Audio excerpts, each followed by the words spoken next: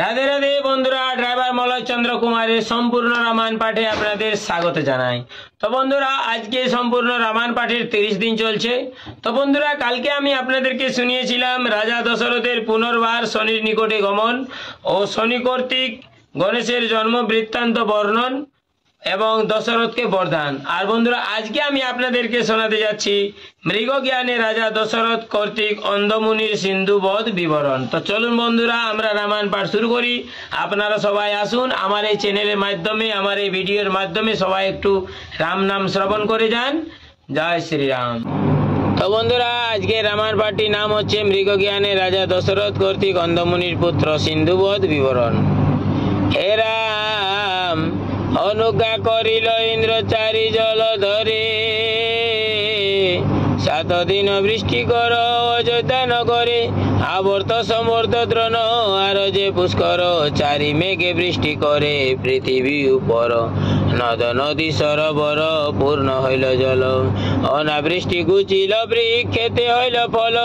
জীবন পাইয়া সব জীবের সমৃদ্ধি, তপস্যার হস্তে যেন মনোরথ সিদ্ধি, দান ধ্যান সদা করে রাজ্যে প্রজাগণ, সুখে রাজা রাজ্য করে সম্পদ ভাজন,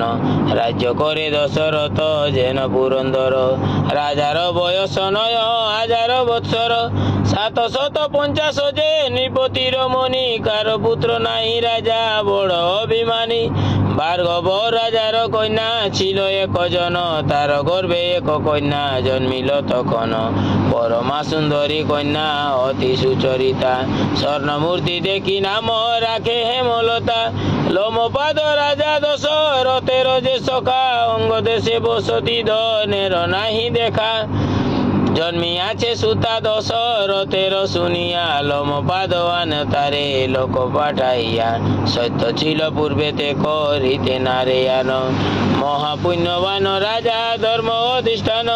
কন্যা চলে লোমপাদ ভূপতির ঘরে, দশরথ রাজত্ব করেন নিজপুরে, দৈবের নির্বন্ধ আছে না হয় খণ্ডন, মৃগয়া করিতে রাজা করয়ে গমন, হস্তি ঘোড়া রাজার চলিল সতে সতে, মৃগ নেশিয়া রাজা বেড়ান বনেতে, ভ্রমিয়া বেড়ান রাজা নিবিড় কানন, অন্ধকের তপবনে গেলেন তখন, শ্রমযুক্ত হইয়া বসেন বৃক্ষ তলে, দিব্য সরোবর দেখিলেন সেই স্থলে, অন্ধকমুনির পুত্র সিন্ধু নাম ধরে, কলসিতে ভরে জল সেই সরোবরে, কলসির মুখ করে বুক বুক ধ্বনি, রাজা ভাবে জলপান করিছে হরিণী, পাতালতা খাইয়া এসেছে সরোবর, ইয়া ভাবে বদিতে জুড়েন ধনুস্বর, শব্দ বেদি বান রাজা শব্দ মাত্র হানে, মণিপুত্র পরে বান এড় সে ওখানে, মৃগ জ্ঞানে বান হানে রাজা দশরথ, বানাঘাতে মুনি পড়ে প্রাণ অষ্টাগত, মৃগের উদ্দেশ্যে রাজা জান দৌড়া দৌড়ি, মৃগ নহে মুনিপুত্র যায় গোড়া গড়ি, দেখেন সিন্ধুর বুকে বিদ্ধ আছে বান, অতি ভীত দশরথ উড়িল পরাণ, বুকে বান বাজি আছে কথা না ঈশ্বরে, জল দেহ বলে মুনি হস্ত অনুসারে, অঞ্জলি পুরিয়া রাজা আনিয়া জীবন, মুখে দিবা মাত্র মুনি পাইল চেতন, শির হাত দিয়া রাজা করে অনুতাপ, ব্যাকুল দেখিয়া মুনি নাই দিল সাপ, মুনি বলে দশরথ ভয় কি কারণ, তোমারে সাপিয়া আমি পাব কত ধন, কপালে যা থাকে তাহা না যায় খণ্ডন, পূর্ব জন্মের কথা হইল স্মরণ, পূর্বেতে ছিলাম আমি রাজার কুমার, মারিতাম বাটুলেতে পক্ষী অনিবার, কপতি কপত পক্ষী ছিল 1 ডালে, কপতের মারিলাম 1 বাটুলে, মৃত্যুকালে কপত আমারে দিল সাপ, পর জন্মে পাবে এ রূপ মনস্তাপ, ব্যর্থ না হইল সেয় পক্ষীর বচন, হইল তোমার বাণে আমার মরণ, লইলা আমার প্রাণ কোন অপরাধে, আমারে মারিয়া বড় পড়িলে প্রমাদে, অন্ধ পিতা মাতা মম শ্রীফলের বনে, আজি তারা মরিবেন আমার বিহনে, হেয় বড় দুঃখ মম রহিল যে মনে, মৃত্যুকালে দেখা না হইল তো আসনে, আমি অন্ধকের প্রাণ হইয়াছিলাম, তৃষ্ণায় সলিল ফল ক্ষুধায় দিতাম, আর কেবা ফল জল দিবে দহাকে, অনাহারে মরিবেন আমা পুত্র শোকে, এই সত্য দশরথ করহ আপনে, আমা লইয়া যাও পিতা মাতার সদনে, ইহা বিনা তোমার নাহিক প্রতিকার, নয় সৃষ্টি নাশ হবে মজিবে সংসার, মৃত্যুকালে সিন্ধু মুনি নারায়ণে ডাকে, নারায়ণ বলিতে উঠিল রক্ত মুখে, দেখি দশরথ হইলেন কম্পমান, খসাইলেন তাহার বুক হতে বান,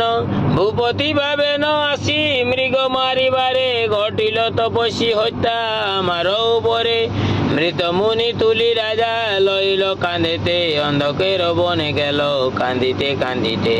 হেথা তপবনে বসি অন্ধক অন্ধকি, হেথা তপবনে অমঙ্গল দেখি, গৃহিণী বলেন নাথ একই কুলক্ষণ, আজি কেন পুত্রের বিলম্ব এতক্ষণ, অন্ধক বলেন শুন পাগলি গৃহিণী, আর দিন নিকটে পাই তো ফল পানি, আজি বুঝি গিয়াছে সে দূরস্থ কানন, সেই হেতু বিলম্ব হইল এতক্ষণ,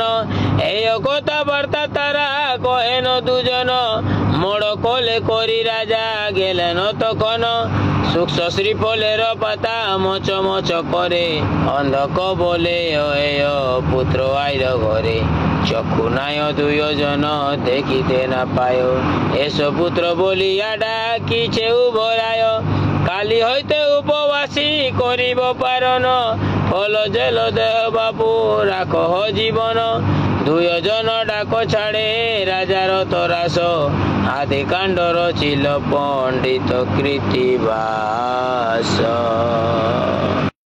তো বন্ধুরা, কেমন লাগলো আমার এই রামায়ণ পাঠ নিশ্চয় কমেন্ট বক্সে কমেন্ট করে জানাবেন, আর আমার পাশে থাকতে আমাকে ফলো করবেন, লাইক করবেন এবং শেয়ার করবেন। তো বন্ধুরা, সকল বন্ধুদের রাধে রাধে, জয় শ্রীকৃষ্ণ, জয় ভোলেনাথ, জয় সিয়ারাম।